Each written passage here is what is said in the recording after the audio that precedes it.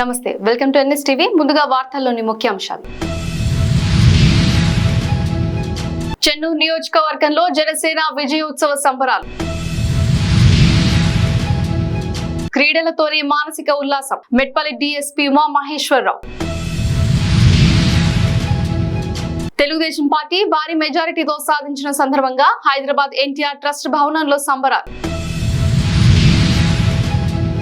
చెన్నూరులో ఘన విజయం సాధించిన గడ్డం వంశీ. సంబరాల మధ్య కార్యకర్తల కోలాహలం. ఇన్నాళ్లు కార్యకర్తలు ఎన్నో నిద్రలేని రాత్రులను గడిపారు. వారిని అన్ని విధాలుగా చిత్రహింసలకు గురి చేశారు. సభ ఎన్నికల ఫలితాలలో నిజామాబాద్ పార్లమెంట్ లో రెండవసారి భారీ మెజారిటీతో ధర్మపురి అరవింద్. జహీరాబాద్ కాంగ్రెస్ అభ్యర్థి సురేష్ షెట్కర్ గెలవడంతో సంబరాలు. తెలంగాణ రాష్ట్ర చాంద్ పాషా ఆధ్వర్యంలో మానవ హక్కుల అవగాహన కార్యక్రమం. ముద్రగడ పద్మనాభం పేరు పద్మనాభరెడ్డిగా మార్పు. కడప వైఎస్ఆర్ ప్రెస్ క్లబ్ లో ఏర్పాటు చేసిన ప్రెస్ మీటింగ్ లో ముకుందారెడ్డి స్వామి. తాళ్లపల్లి శంకర్ వారి కుటుంబ సభ్యులు మల్లుబాయ్ యొక్క ఇంటిని ఆక్రమించి మల్లుబాయ్ను చంపేస్తానని పలుమార్లు బెదిరింపులు. చంద్రబాబు ఎన్డీఏ కూటమిలో చేరుతారు ఉద్ధవ్ ఠాక్రే. క్రీడా రంగంలో మానవుడి మనుగడకు ఎంతో ఉల్లాసాన్ని ఉత్సాహాన్ని ఇస్తుందని, ప్రతి ఒక్క వ్యక్తి ఏదైనా ఒక క్రీడను ఎంచుకోవాలని బుధవారం నిర్వహించిన ఉమ్మడి కరీంనగర్ జిల్లా ఫోటోగ్రాఫర్ల ఫ్రెండ్లీ క్రికెట్ మ్యాచ్ ప్రారంభోత్సవ కార్యక్రమంలో మాట్లాడారు. వేదిక మీద కూర్చున్నటువంటి పెద్దలకు, మిత్రులకు, అలాగే ఈ క్రికెట్ టోర్నమెంట్ కి ఆటానికి వచ్చిన ప్లేయర్స్ కి, పత్రికా మిత్రులకు అందరికీ నమస్కారాలు. ఫస్ట్ గా ఈ టోర్నమెంట్ కి నన్ను ఆహ్వానించినప్పుడు నేను వస్తానని చెప్పాను, కానీ కొద్దిగా ఆలస్యమైనందుకు మీరందరూ నన్ను క్షమించాలని కోరుకుంటున్నాను. ఈ టోర్నమెంట్ ని విజయవంతం చేయాల్సిన ఒక్కరిని పేరు పేరున కోరుకుంటున్నాను. అలాగే ఇలాంటి టోర్నమెంట్లు ఈ స్టేడియంలో ఇంకా ఎన్నో జరగాలని కూడా ఆశపడుతున్నాను. ప్రతి టోర్నమెంట్ లో కూడా నేను మీ తరఫున నేను ఇక్కడికి వచ్చి మీతో పాటుగా పాలు పంచుకుంటానని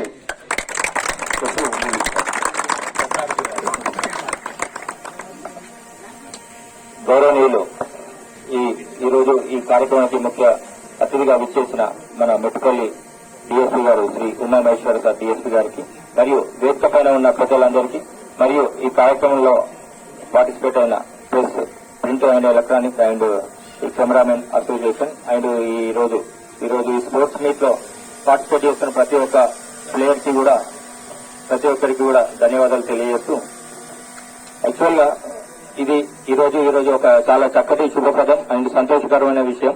యువత ఈరోజు ఇంతటి ఎండలో ఉండి కూడా, అంటే సుమారు ఒక 45 డిగ్రీస్ 50 డిగ్రీస్ టెంపరేచర్ ఉన్నప్పటికీ కూడా మీకున్న ఈ ఇంట్రెస్ట్ తోని, మీకున్న ఈ కళతోని మీరు ఈరోజు స్పోర్ట్స్ మీట్ కండక్ట్ చేసుకోవడం జరిగింది. ఇది చాలా శుభప్రదమైన విషయం. ఎందుకంటే ఈ రోజుల్లో మనం చూస్తూనే ఉన్నాం, చాలా మంది యువత చెడు వ్యసనాలకి అలవాటుపై వాళ్ళు తాగడానికి గాని, మత్తు పదార్థాలను సేవించడం, గంజాయి లాంటి మత్తు పదార్థాలను సేవించడంలో కూడా చాలా మంది వాళ్ళ ఆలోచన, వాళ్ళ ఆశయాలను పక్కకు పెట్టి వాళ్ళు ఎటుపోతున్నారో వాళ్ళకే తెలియని స్టేజ్ లో వాళ్ళు ఉన్నారు.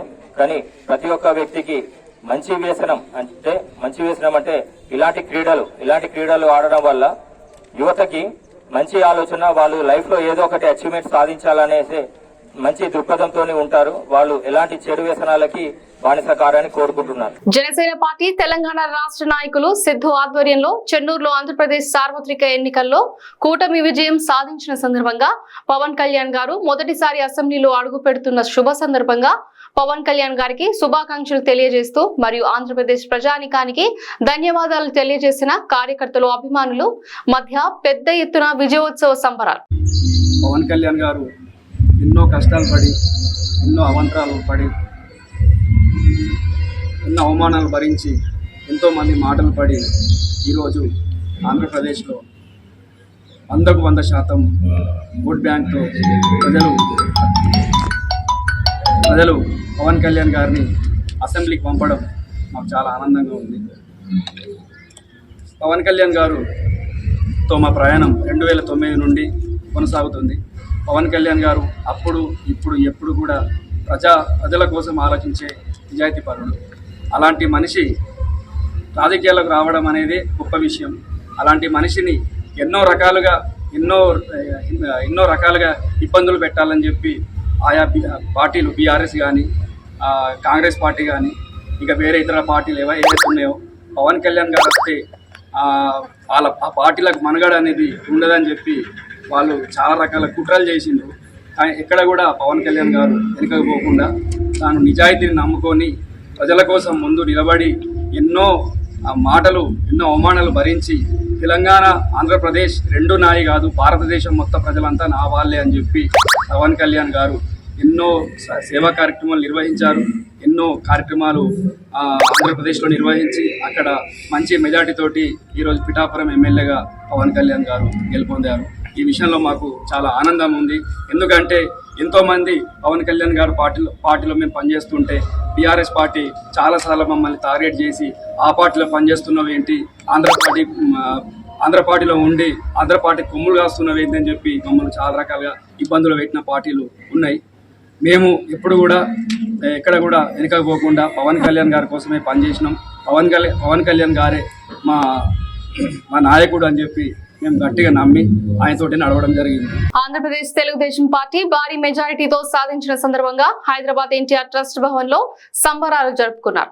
కేంద్ర మాజీ సీనియర్ బోర్డు మెంబర్ మరియు సీనియర్ టీడీపీ నాయక్ సిఎస్ నరహరి ఆధ్వర్యంలో బేగంపేట ఎన్టీఆర్ స్టాచ్యూ దగ్గర జెండా ఆవిష్కరణ చేశారు.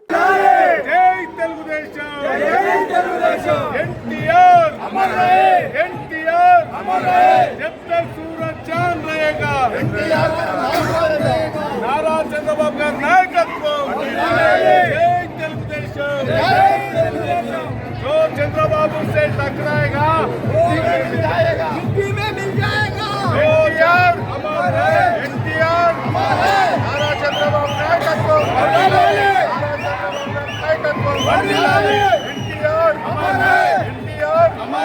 जय తెలుగుదేశం, జై తెలుగుదేశం, జై తెలుగుదేశం, నారా లోకేష్ గారి నాయకత్వం, నారా లోకేష్ గారి నాయకత్వం.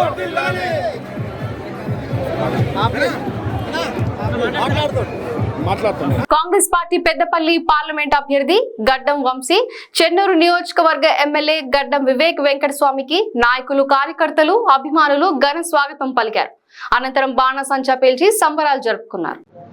కాంగ్రెస్ కార్యకర్తలు బీజేపీ ఓటు చెప్పినట్టు సార్ వైస్ రికార్డు వస్తుంది, దాన్ని ఏ నిర్ణయం తీసుకుంటారు? యాక్చువల్లీ మంచి క్వశ్చన్ అడిగినారు. ఇది ఏదైతే టిఆర్ఎస్ పార్టీ తప్పుడు ప్రచారాలలో ఉన్నదో వాళ్ళకి యాక్చువల్లీ ప్రజలు కూడా గమనిస్తున్నారు, మీరందరూ కూడా చూస్తున్నారు. నేను పోలింగ్ స్టేషన్ లో తిరుగుతున్నప్పుడు కూడా బీజేపీ పార్టీ బీఆర్ఎస్ పార్టీ కార్యకర్తలు ఎవరు కూడా డిఫరెన్స్ లేదు, అందరూ కలిసిపోయి వాళ్ళ లెక్కలు వేసుకుంటున్నారు. మన కాంగ్రెస్ పార్టీ వాళ్ళందరూ ఒక తరపు ఉన్నారు, బీజేపీ పార్టీ బీఆర్ఎస్ పార్టీ మనకు ఎంత వచ్చిందని చెప్పి రాసుకుంటున్నారు. ఇది నేను కళ్ళారా చూసినాను, ఇది ప్రజలు కూడా గమనిస్తున్నారు.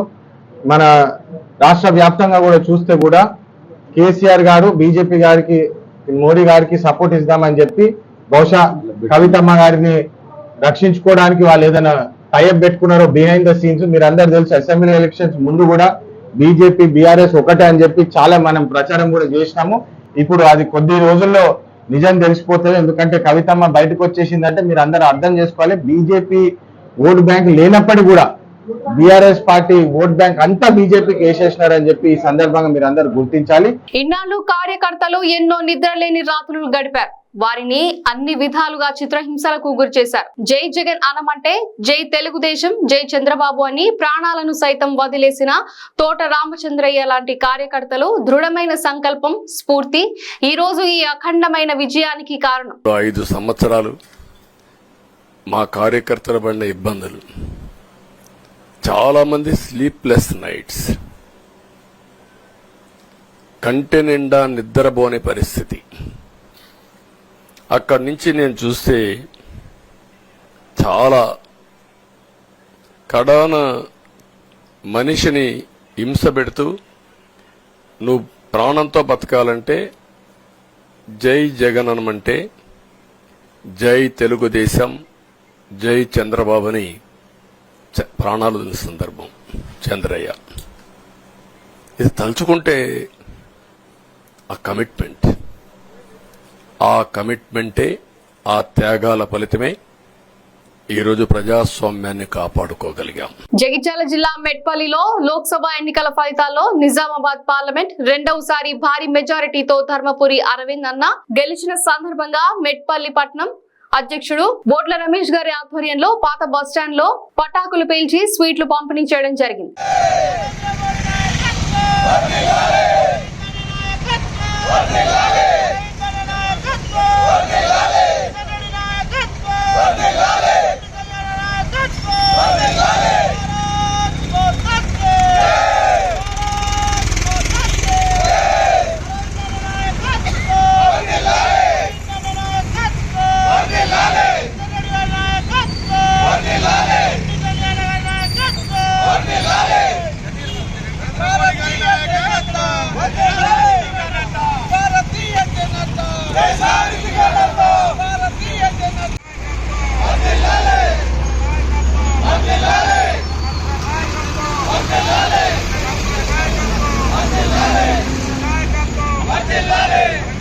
కామారెడ్డి జిల్లా పిట్లం జహీరాబాద్ పార్లమెంట్ అభ్యర్థి సురేష్ షెట్కార్ భారీ మెజారిటీతో గెలవడం పిట్లం మండలం కేంద్రంలో కాంగ్రెస్ పార్టీ శ్రేణులు సంబరాలు చేసుకున్నారు.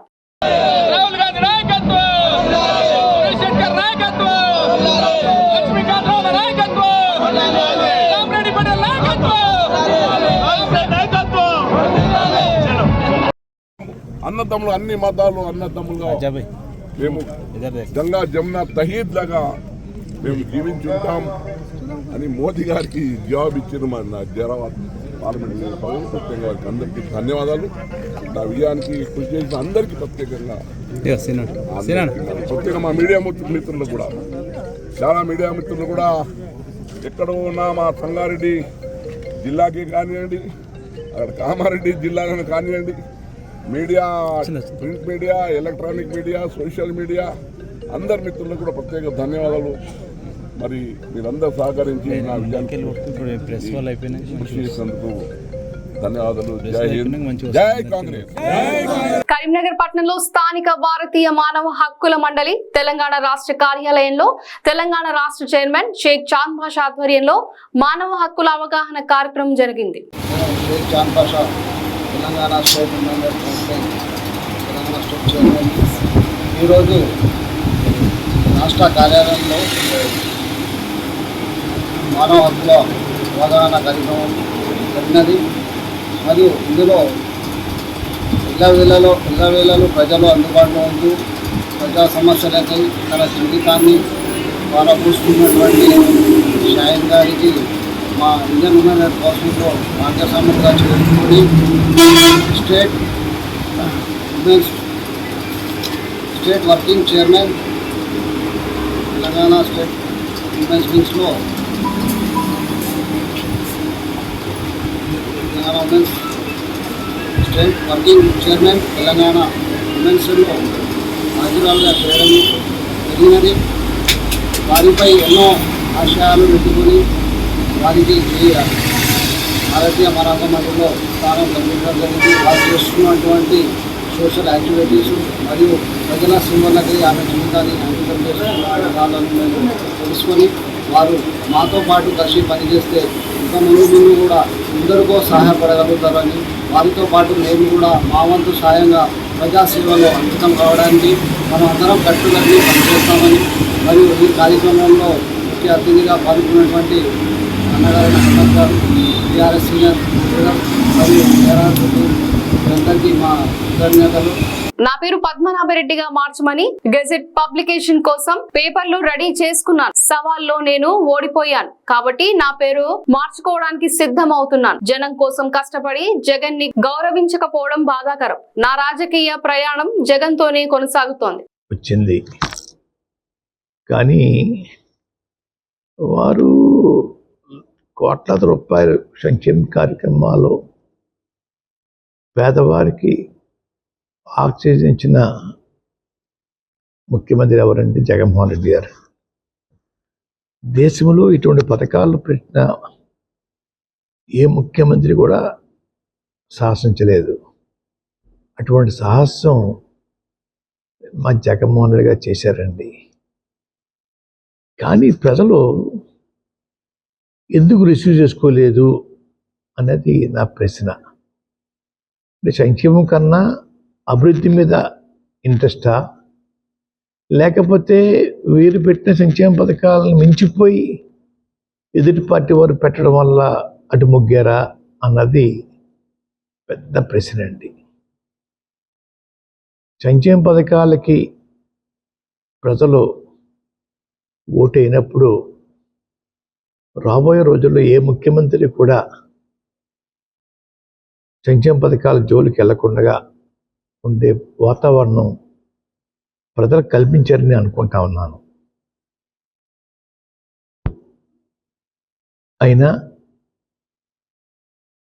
కూటమి నాయకులు గెలిచినందుకు వారందరికీ శుభాకాంక్షలు తెలియజేస్తా ఉన్నాను.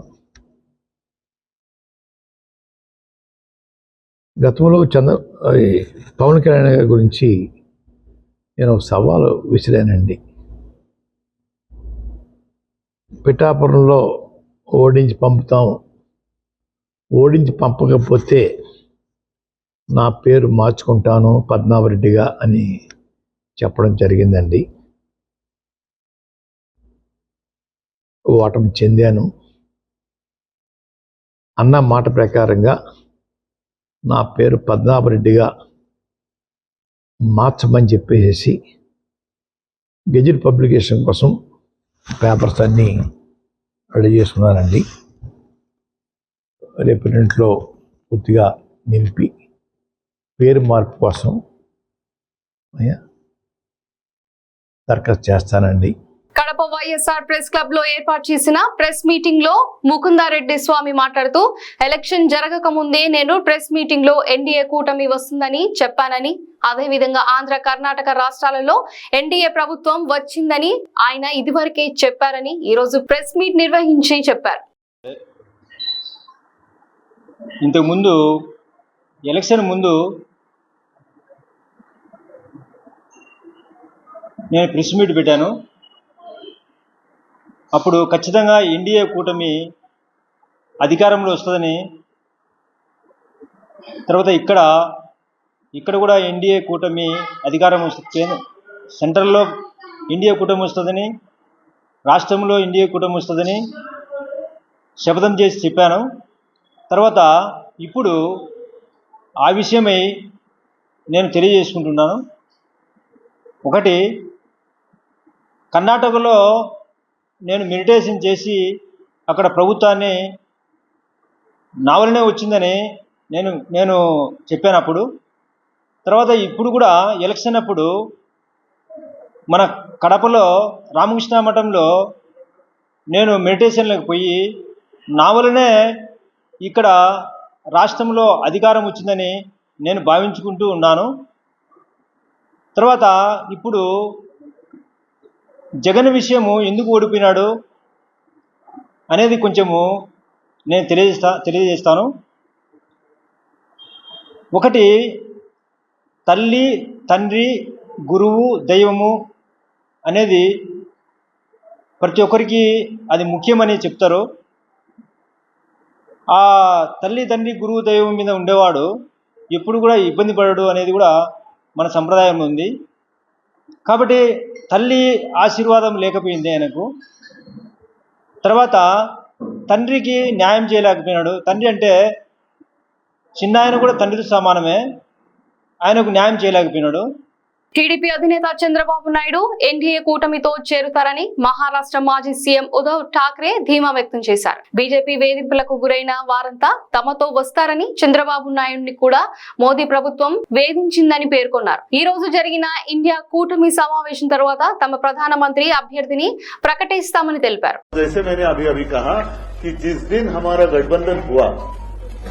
इंडिया उसी वक्त हम सारे लोगों ने तय किया था कि किसी व्यक्ति को लेकर नहीं, लेकिन ये जो तानाशाही है देश में, उसको खत्म करना चाहिए, देश का संविधान बचाना चाहिए।